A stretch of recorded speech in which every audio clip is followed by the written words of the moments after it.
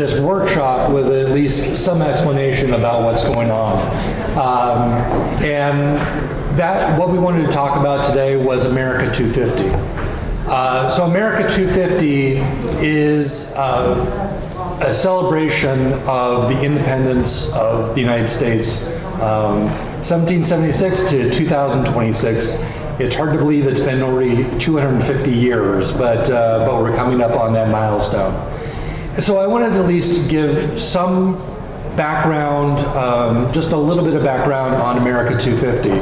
So there is I won't even try to pronounce the name of this. I think it's a Quincentennial. So this is, Congress actually designated a commission, which is the National Semi-Quincentennial Celebration Committee, to basically be in charge of the efforts that will be going forward over the next few years. So that is going on at the national level. There's also an opportunity, they have been asking that there be state commissions set up as well, although to my knowledge there has not been a California commission set up yet. But basically what we want to be able to do, what we've heard from people about America 250 is that it's not just meant to be a celebration specifically about what happened in 1776. Because obviously that is a very small, I mean, like, obviously not small, but I mean, it's a very, geographically exclusive part of the celebration, and it really is focused more on the revolution and the Constitution and all of those things. Really, 1776 is just a point in the history of the United States. And I think that's what America 250 is really focused on, is really trying to tell a very holistic story about America in general over the last 250 years and even before. So that is, I wanted to at least give that as a sort of a introduction to what America 250 is going to be about. And as I mentioned earlier, this is really the first big national celebration that we're going through as a national heritage area. And so it seems like it makes sense for us to really participate in this process and really try to show all that is important about the Delta in terms of the national story. So the reason why Morris Lum and Douglas Shaw are up here is that they have been involved with the Delta Leadership Group, Delta Leadership Program, and they were specifically assigned to a group during the Delta Leadership Program, which focused on America 250.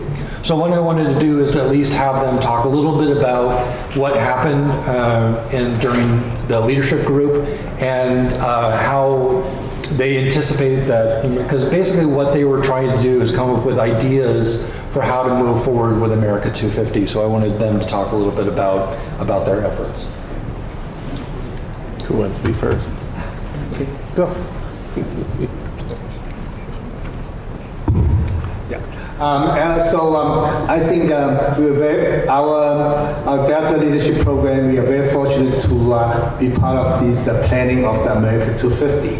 Well, we think that our group, we brainstormed together and we thought that because we have 4 years leading up to the event, therefore, we should try to build up a gradual steps to bring it to the climax when it came 2026.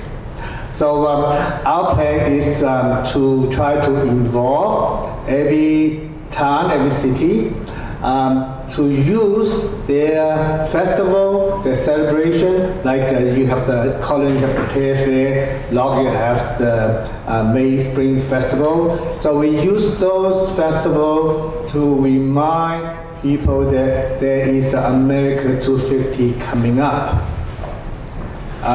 So we have 4 years to get to that point. So our plan is to get to form communities so that we can have a representative from each of the town, so we can sit together and make this 4-year planning.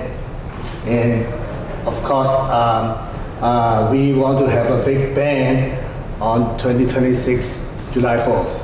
So I think Morris has more to speak to you. So Morris? On the Delta Leadership Program, when the America 250 came up, we really thought, whoa, that's easy. 4 years from now, it's a party, no problem.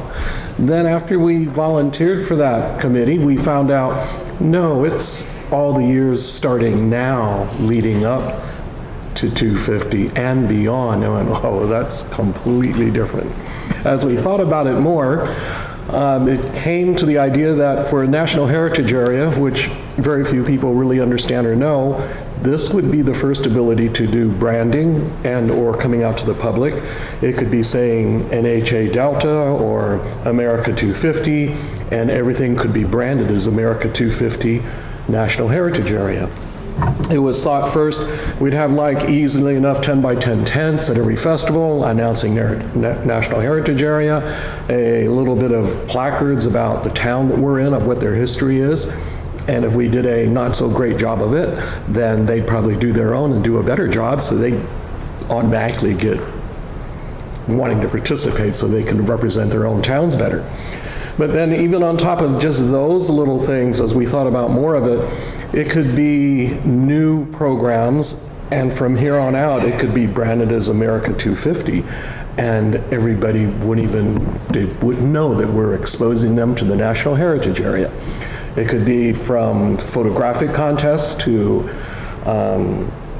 anything from elementary school participation and everybody coming for tours, but everything would be saying America's 250 National Heritage Area.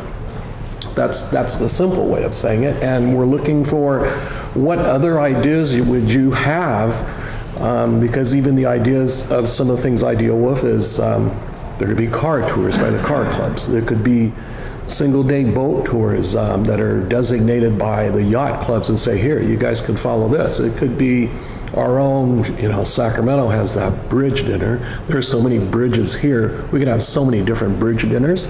And when they talk about farm to fork, we're right in the farm. You could be saying, look, this came from that guy right over there. We would be more than anyone else could do, and the bigger issue could be that if we create these things all together, all the towns would have to work together and put together a calendar and figure out when should your festival be, and the whole area would understand there's a whole calendar of events that everybody can come to. It'd be like organizing everything. So America's 250 could be the catalyst to get everybody started to understand.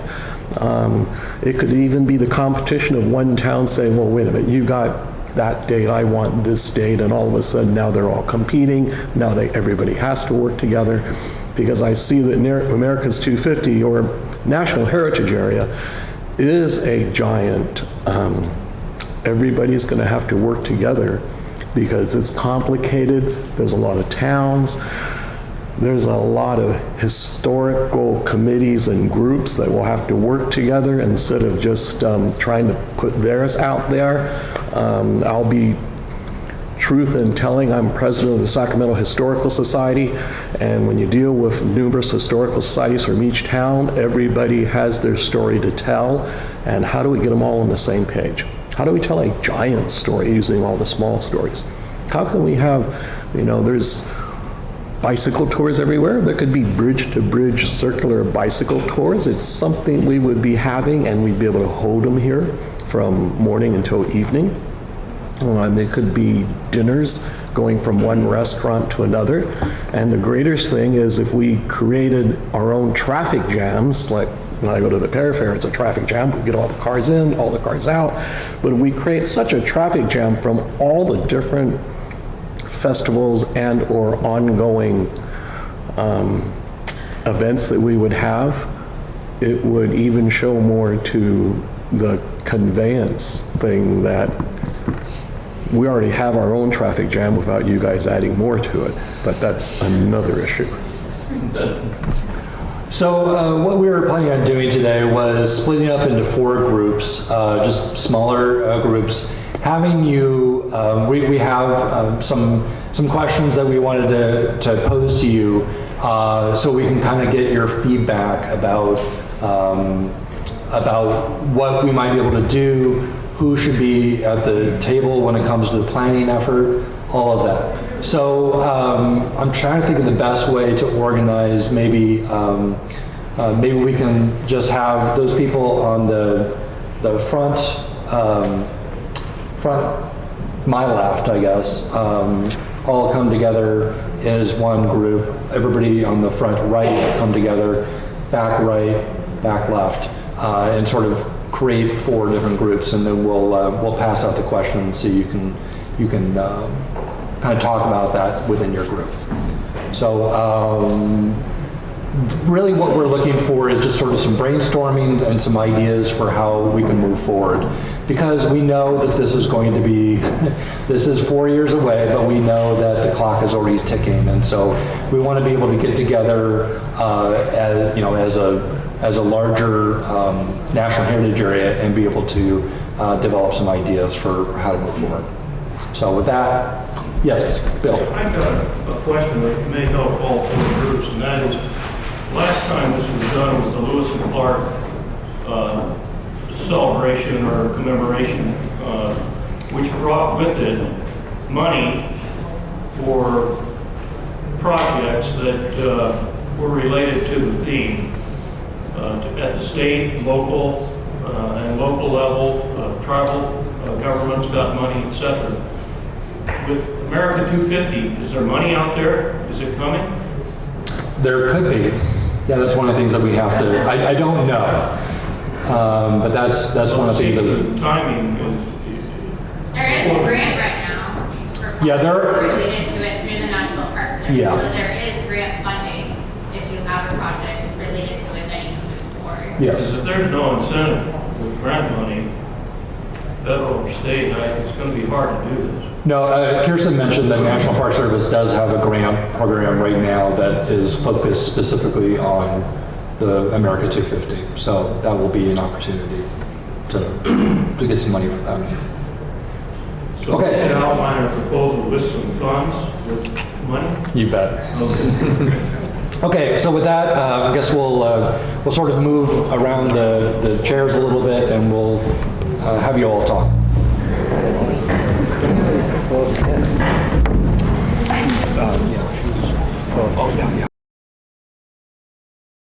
Taxis in the Delta?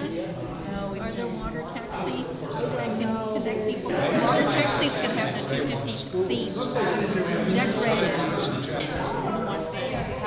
There's so many.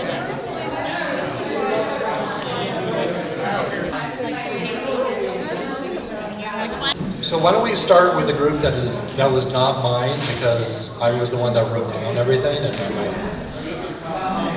leave that for last. So Nancy Turner, was one of you the scribe, or? Trevor was the Okay. To hear the amazing ideas that my group came up with. Thank you. Let's hear it for the best group in the room. So we had some really good discussions. We actually got held up a little bit identifying themes. And honestly, by the time we got through identifying themes, I think almost every theme on the paper was selected. So I think that's a really good point that the Delta stories are America's stories. And I'm sure that a number of you probably came up with similar ideas. One that we hit really hard, though, was one of the sub-themes, recreation. We felt that so much of the recreation that happens in the Delta, again, hits on a whole lot of those other themes. So themes 2, 4, 5, theme 3, supporting theme military history. Those were some of the other themes that we identified as we went through. Do you mind if I flip this, or do you want to flip that for me? Right over on your head there. Ooh, So you can see here that from a few of the themes, natural environment, importance of water, we immediately hit on a whole lot of recreation. And you can see all of this around here are all sorts of different recreation activities that we thought would be ideal scenarios to play up the America 250 theme and help present that to the public. Whether that's a run, a swim, a kayak, a stand-up paddleboard, water skiing, boating, fishing, hunting, triathlons, and then a whole bunch of the events that are associated with that. Some of the organizations that we came up with here to support that are Department of Boating and Waterways, a whole bunch of different retailers, local cities and counties, Restore the Delta, Audubon Society, local engineers. And then some audiences that we identified to associate with that would be students, athletes, seniors, families, anglers, hunters. And so that's kind of where we went with this. And then unfortunately we ran out of time identifying some of the other audiences and organizations for a few of our other themes. So I'll leave a little bit of the floor open for the other.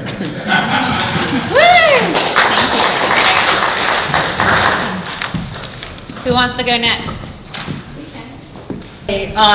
Thank you. We definitely ran out of time as well, so we're going to borrow the local resources, local communities, and organizations from the first presentation. So you guys we're going to ditto that. So we really see that it's possible that agriculture, really on a higher level for our region, for the Central Valley and the Delta, which really overarches many of the other themes, because agriculture has been such an important part of our heritage and such an important part of California over the years, all the way to 1776 and before, and until California was actually founded, thinking about the native cultures and the native agricultural production there. So in this high theme, we're thinking of the food exports that come from our region. We could celebrate the wine grapes, the production, canneries. There's farm to fork, that's kind of a known marketing tool that we can really build upon. And then the Native American contribution as land stewards before the settlement, including the use of landscape. And we came up with a bunch of authors, and we spent a lot of time talking about some, and one of our participants in our group is also a great author from the Delta. So we thought a noted authors tour or presentation or something like that, where we can feature some really great works that have been done in the Delta to celebrate this work. That also overarching the theme too of changing landscapes, how this valley, someone said the Silicon Valley of the 1800s, that our agricultural development changed and ebbed with the settlement of California and with the changing ability for landscape and transportation and waterways and the ways that we worked and lived in the valley. Again, theme 3, we did really talk about native agriculture and native land stewards, including other cultures, the Japanese and others that we mentioned that really forged the way in our area for food production. And then theme 4, of course, people's stories. We heard that before, but that really is these authors, as we mentioned, the families and farmers that live and work in the Delta. And then our next page is ideas of how to celebrate events. Sorry. And the ways that we could celebrate this largest theme of agriculture could be, we could have food fairs, we could have, we talked a little bit about the marketing on the development of California. We really weren't 1776, so not 250 years, but we know that we were there then as well. But we'll have to be careful that it's not just a 4th of July celebration type thing. We talked a little bit about that. We could have bigger parades everywhere. We could do water events and steamboats, someone mentioned there could be that opportunity, water tours and that type of thing. We could celebrate the transportation industry under agriculture, the rails, the boats, like the industrial equipment that's a part of our culture that we see everywhere. And then local tours, maybe it could be National Heritage Week, and we could have different cities featuring different events and have like a self-driven tour or a parade of buses, that kind of thing that might go around and see all the small communities and see some of our national landmarks. And lots of ideas, and I wasn't writing because it was we were really going for it at that point. And then we got a little bit of agencies transportation, but again, we can defer to the others, but chambers of commerces and transportation industries, farm bureaus and things like that. So that's agriculture. Okay. Okay, thanks. Who's next?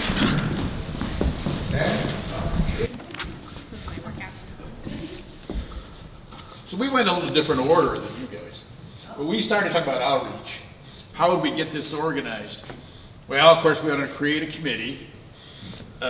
We thought a key thing that should be based on the boundaries of the heritage area, involve all those different communities, not just be in the Delta, not just be in the primary zone, but reach out to try to include the whole heritage area.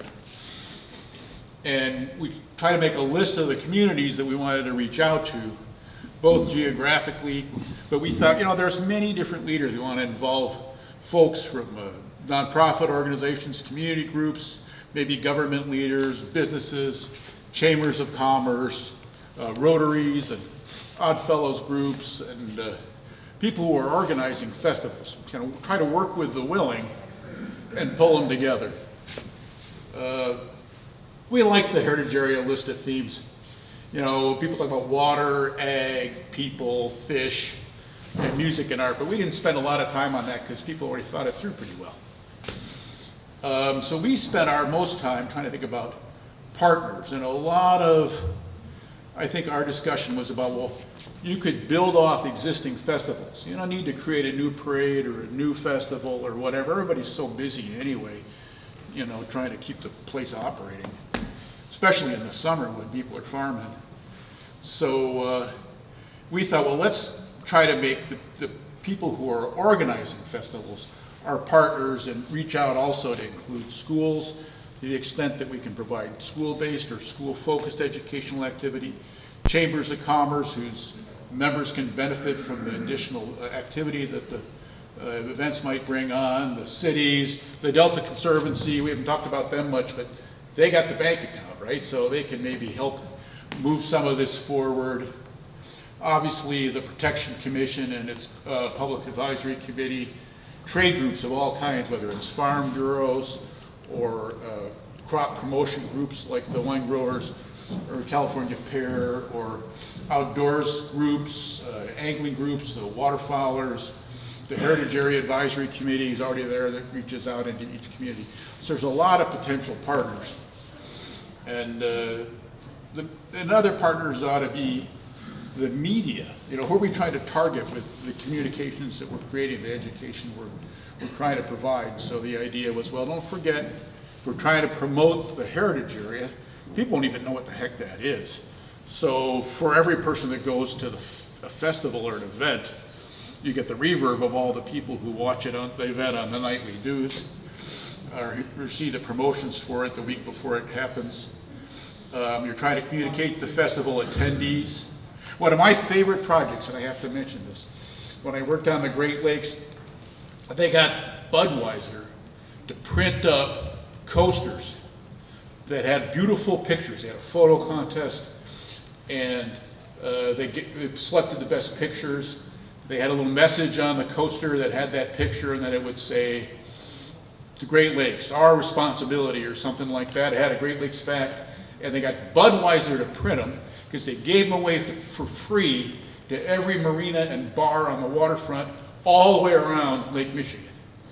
And it was a really successful event. It had a little website where you could go and get more information and, you know, find out how you could do a better job of taking care of the Great Lakes while you're sitting there in the bar with your phone in your hand. It was really great. Budweiser's right here, right? That's right.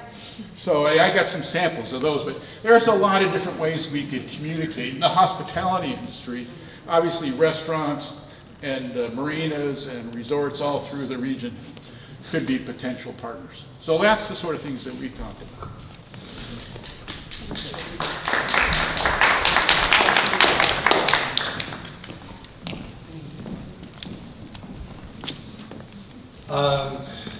I'm realizing how poor my writing was in terms of actually making any sense. So I think one of the things that we focused on in terms of themes were natural, the nature and recreation, and also people's stories. And I think one of the things we found kind of interesting about this is that you could, there's different ways to talk about these particular themes. So for example, when you're talking about nature or recreation, that's really place-based, and so you end up traveling a lot around the region. So that might be a good way to kind of focus on that particular theme, is by providing some sort of adventure for somebody, like a driving tour or something along those lines, so they could actually appreciate that. In terms of people's stories, I think one of the things that we really found interesting about that was focusing on events and food. And one of the things that Karen Coffey mentioned about Clarksburg is that they had an event recently where they featured kind of the different groups within the community and also focused on their food, whatever, so told the story of that community in Clarksburg, and then mentioned how that related to their food. And I think food is a really good way for people to really, get integrated into a culture. I think the other thing that was mentioned was sort of the cooperative spirit of the Delta, that while there are a lot of other communities that might fight a lot, there tends to be a lot more cooperation within the area. So in terms of events, I think the focus was on existing events and trying to coordinate those a little bit more, and how do we connect those. So that was kind of mentioned already. And one of the things that was also mentioned was school-aged outreach. Kids really are a good way to get to meet the parents, and so that might be a good way to kind of focus on that. Next. I think one of the things that is really challenging is obviously communication in the Delta. There's a lot of people who get their news from the post office in the area, and that obviously does not comport with what most people are used to as far as 2022. It doesn't exactly scream high tech, but that is how how a lot of people get to know about things. So how do we focus on what's a good way for people to really get to find out what's going on? I think some of the focus was on, again, school age. Fourth graders are history focused, on California history, so that's a good group to meet. Social media might be a good way to engage younger audiences as well. But one of the things that was mentioned that I think a lot of people were interested in were art projects for kids, perhaps having some competition. That could, what are the things that represent America 250 to you, and have that be sort of a contest for people. But I think the other thing that was mentioned was just sort of an idea that might be a little old now, but I think could be used again, which is that Augie had mentioned there being disposable cameras used as a project where, so kids could they got disposable cameras and they could just take shots of whatever they wanted, and they could use that to sort of turn it into a collage about their community. I think we could easily do the same thing today, but probably a little bit higher tech in terms of disposable camera. I don't even know where you can find disposable cameras anymore. I don't think the kids would know how to use them. Yeah, they probably wouldn't know what to use, and then they would go, so we have to wait? It's retro. It is retro. So anyway, and I think one of the things that was mentioned was that the commission, one of the things that we might be able to do is provide help with outreach to lower income schools that might not be able to afford, where students aren't able to afford some of the things that they can in other areas. So anyway, those are some of the ideas that we came up with.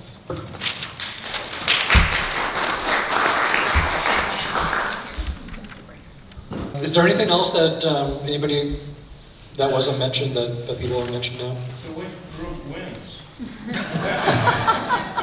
We all win. Really. No, I think what we want to be able to do is we want to be able to start turning this into some of the initial ideas for planning for America 250. So if you're interested in participating in on a committee for America 250, please let me know. I think most of you have my contact information, or you can bug me. So that, I think for us, this is kind of the starting point for us to think about how we're going to move forward with this, because I think this is a really exciting opportunity for us to really let people know about the NHA in the area, and also really get people together to kind of coordinate. Yes, Bob.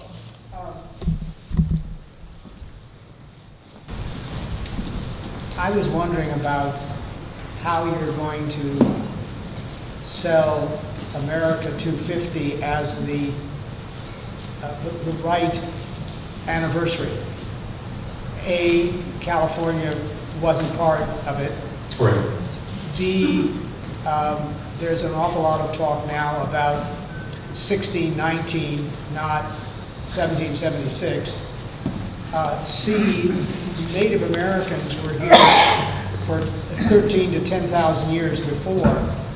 And it seems to me that we need to have answers to all of that, because that's going to happen, particularly with school people. And then there's going to be the other side that says, no, we must celebrate 1776, which isn't also 1789 or 91, because it's not the Constitution. Right. And so we need to have responses to the question of why 250 on this date. Mm-hmm. And so I haven't, maybe that's something that the National is generating. I was one of the leaders of a bicentennial celebration committee in Florida, and we didn't have those challenges. Right. This is a different time, but I think we need to be able to respond to those, particularly here. I think for us, the big one is going to be the Native Americans. What is this 250 for Native Americans in California? Yes. I think there probably are good answers that, I know that America 250 has really tried to do a lot of outreach that is focused on not just 1776, but a much broader American experience. I think that will probably echo that quite a bit, but I feel like you're right. We will need to kind of come up with good answers to deal with that. They're California answers, because the Native American population and what was happening here was different. They were here longer. Mm-hmm. They were the only place in America that historians will use the word genocide for Native Americans is in California. And so that one, I think, is particularly sensitive enough that my people had to give up Columbus Day because of it. And I think it's important for us to be able to think that through carefully. I appreciate that. Yeah, those are good thoughts to have in mind. Okay, so I think we're going to take a break right now and shift. What time is it right now? It is. Whoa. Okay. Much later than I expected. I shouldn't be surprised that we're running a little late.